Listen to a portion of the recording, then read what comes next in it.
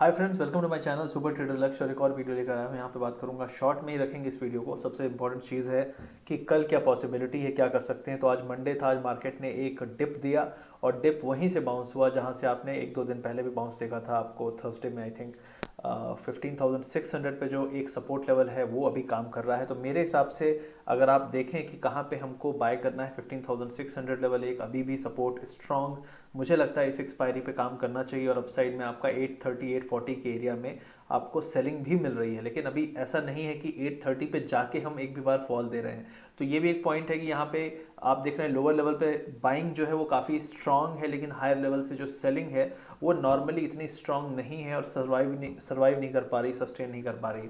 मुझे ऐसा लगता है कि अगर कल कोई भी एक आपको बाउंस मिलता है तो करंटली अपसाइड जो खुल चुका है उसकी जो रेंज है मैं आपको बता देता हूँ। करंटली 850 अगर क्रॉस करता है, अगर निफ्टी 850 लेवल क्रॉस करता है बिकॉज ऑफ एनी रीजन, और जो भी आपके स्टॉक्स हैं जो कंट्रीब्यूटिंग हैं वो एक अच्छा पुश देते हैं। देखिए, बिना बैंक निफ्टी की मदद के मुझे नहीं लगता कि मार्केट यहाँ से बहुत ऊपर जाने के लायक है करंटली। तो मुझे लगता है अगर बैंक निफ्टी स्ट्रांग हुआ तो हो सकता है कि हम एक बार 16,000 की तरफ जाएं। रीज़न कुछ भी हो सकता है, क्योंकि आप देख सकते हैं अभी डाउ जोन्स जो है 200 पॉइंट डाउन है। मॉर्निंग में डाउ जोन्स ऊपर गया, मॉर्निंग में जब हम गिरे हैं उसके बाद डाउ जोन्स सडनली ऊपर जाना चालू हो गया यूरोप के ओपनिंग के टाइम पे।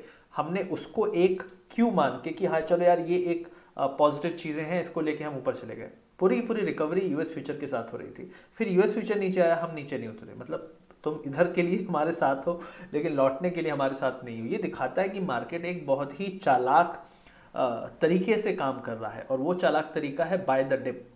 अब सेल द रैली अभी भी स्ट्रांग नहीं है, और जो लेवल्स हैं आपको इंपॉर्टेंट करंटली मैं आपको बता देता हूँ। 15,700 मैंने 2 दिन पहले भी कहा था, 700 जो लेवल है बहुत इंपॉर्टेंट है।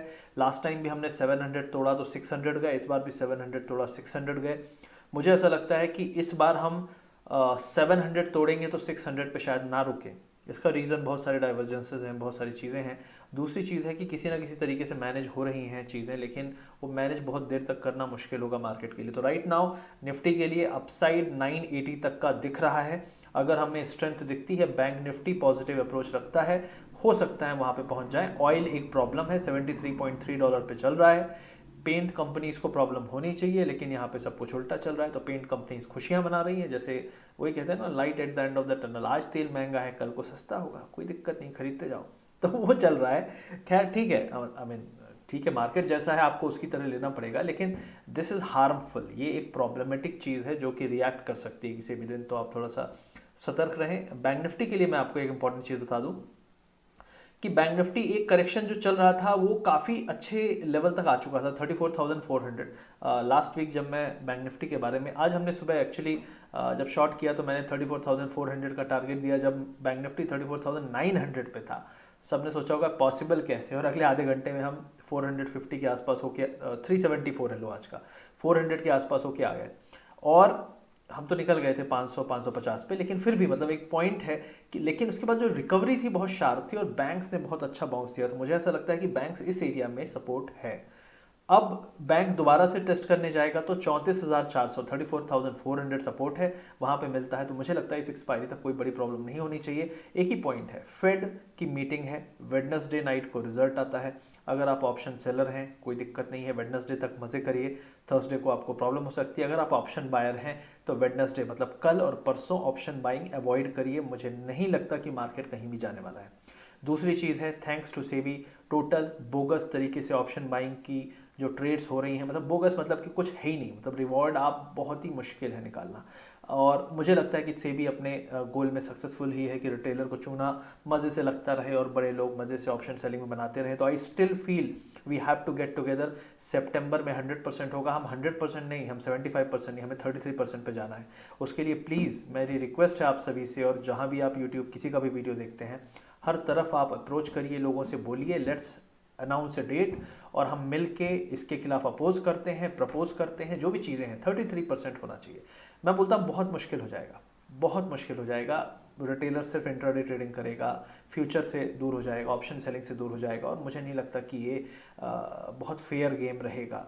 ठीक है, तो let's do that. I hope ये मैसेज आप लोग पहुंचाएंगे। आप लोग हर लोगों के वीडियो देखते हो तो कमेंट सेक्शन में डालिए, लोगों को बताइए, तो लोगों को पता चलेगा। ट्विटर पे ट्वीट करिए। और लास्ट टाइम सिर्फ हमारे ग्रुप के लोगों ने हल्ला मचा के ट्रेंडिंग करा दिया था। अगर सब मिल गए ना तो हल्ला मच जाएगा, बवाल हो जाएगा, तो बहुत मज़ा आ जाएगा। तो ये हमें करना पड़ेगा और मुझे लगता है कि बहुत दिन नहीं, लेकिन ये 2-4 दिन अभी निकल जाएँ, ये फेड वेड का हो जाए तो प्लान करते हैं। तो this is what I think about SEBI से डील करने का तरीका।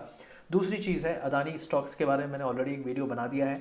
अदानी में एनएसडीएल ने क्लैरिफिकेशन दिया है, हर आदमी लीपापोती करने में लगा है, लेकिन किसी ने ये नहीं बोला कि 31 मई से पहले इनका नाम अकाउंट फ्रीज में क्यों आया। मुद्दा ये नहीं है कि आपने हटा दिया, नहीं है, ये है, वो है, आया क्यों, सिंपल सा सवाल है। और उसी सवाल पे स्टॉक गिरा था। तो सवाल नहीं है, हेडलाइन चेंज किया जा रहा है, टीवी में हेडलाइन चेंज किया जा रहा है। एनएसडीएल रात को 8 बजे काम कर रहा है। तो सोच सकते हो, अब सरकारी दफ्तर में इतनी मेहनत हो रही है तो उसका रिजल्ट तो कल दिखेगा स्टॉक में। लेकिन still stay away from such kind of stock and do not gate, क्योंकि मैनिपुलेशन है और ऊपर नीचे होगा, आप फंस जाओगे फालतू में।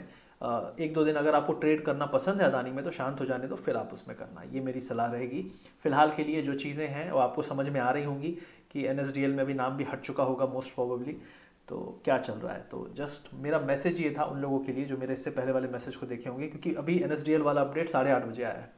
उसके अलावा अगर आप देखें तो रिलायंस स्ट्रांग है और रिलायंस ने एक फिर से नया हाई बनाया है। रिलायंस मुझे लगता है कि एक बार 2290 और 2300 के लेवल को टच कर सकता है। और लास्ट एक्सपायरी में भी रिलायंस ने खेल खेला था, तो मुझे ऐसा लगता है कि ऐसा हो सकता है कि रिलायंस अभी थोड़ा सा और रेंज में रहे और शायद वेडनेसडे या थर्सडे को एक शूटअप मारे 2290 से लेके 2310 तक का। तो ये पॉसिबिलिटी मुझे रिलायंस में दिख रही है। उसके अलावा जो एचडीएफसी है वो थका हुआ सा बिहेव कर रहा है, तो अब मुझे एचडीएफसी में एक चांस ये लग रहा है, हो सकता है ये नीचे से जाके जो हमारा रेजिस्टेंस है उसको टेस्ट करे। तो रेजिस्टेंस आपका आ रहा है 2580 से लेके 2610 तक।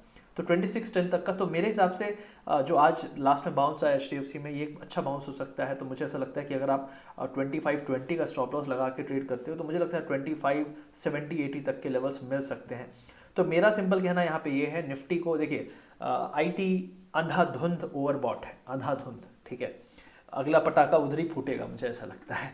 तो उससे थोड़ा सा दूर रहिए। और बैंक्स थोड़ा सा ओवर सोल्ड या फिर टेक्निकली एक अच्छी बाइंग एरिया पे है, तो हो सकता है अगले 2 दिन बाउंस दे दें। रीज़न कुछ नहीं है, सिर्फ टेक्निकल खेल चल रहा है, रेंज में होल्ड करने का पूरा पर्पस चल रहा है, ऑप्शन को पूरा ख़त्म करने का पर्पस चल रहा है। तो आप ऑप्शन बाइंग मत करिए वेडनेसडे तक। थर्सडे को अगर आप कुछ कर सकते हैं तो करिएगा, लेकिन वेडनेसडे तक तो बिल्कुल माहौल सही नहीं है।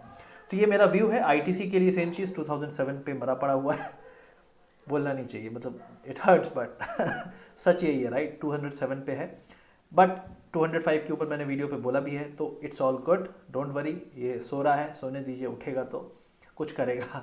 और स्टील में अगेन 1170 1185 के एरिया में कॉशियस रहिए, यहाँ से फिर से रिवर्सल आ सकता है। तो टाटा स्टील का जो बाउंस था मेरे हिसाब से ऑलमोस्ट मेटल में हम आसपास हैं फिर से रेजिस्टेंस के। यहाँ से जो अगला फॉल आएगा, और हमने अब 1100 तोड़ा, तो ये काफ़ी बड़े डिप के लिए तैयार है मेटल। तो मेटल में और आईटी में थोड़ी कॉशियस रहिए। आईटी को इन्होंने 2-3 दिन यूज़ करके काफ़ी मार्केट को मैनेज कर लिया है, लेकिन टेक्निकली आईटी अपने ही वजन में गिर जाएगा, ठीक है। तो थोड़ा संभल के रहिए। मेरे हिसाब से IT stocks at least are ready for 2-2.5%, 3% fall. तो मुझे ऐसा लगता है कल अगर आईटी स्टॉक्स आपको बाउंस करते हुए दिखें तो हाई पे IT stocks could be good selling opportunity. और बैंक निफ्टी हो सकता है कल और परसों पॉजिटिव अप्रोच में ड्राइव करे, तो बैंक्स में पॉजिटिव रह सकते हैं। रीज़न सिर्फ टेक्निकल है, वो तो हम कल देखेंगे एक बार, लेकिन थोड़ी देख के करिएगा। मैं बस एक अपना मैं भविष्य नहीं बता सकता, लेकिन मुझे ऐसा लग रहा है गेम प्लान जो बनाएंगे ये लोग, बड़े खिलाड़ी लोग ऑप्शन खाने वाले, तो इसी तरीके से बनाएंगे। So that's what I feel for tomorrow. और वॉलेटिलिटी हाई है, तो वॉलेटिलिटी हाई होने के बाद भी मार्केट रिकवर हो गया है। सो दैट शोज़ कि मार्केट कदम ऊपर फूक फूक के चल रहा है। गिरेगा तो बहुत शार्पली गिरेगा, जैसे आज हमने अदानी को रीज़न बनाया। अदानी का हार्डली कितना कंट्रीब्यूशन है, एक ही अदानी पोर्ट्स है, राइट।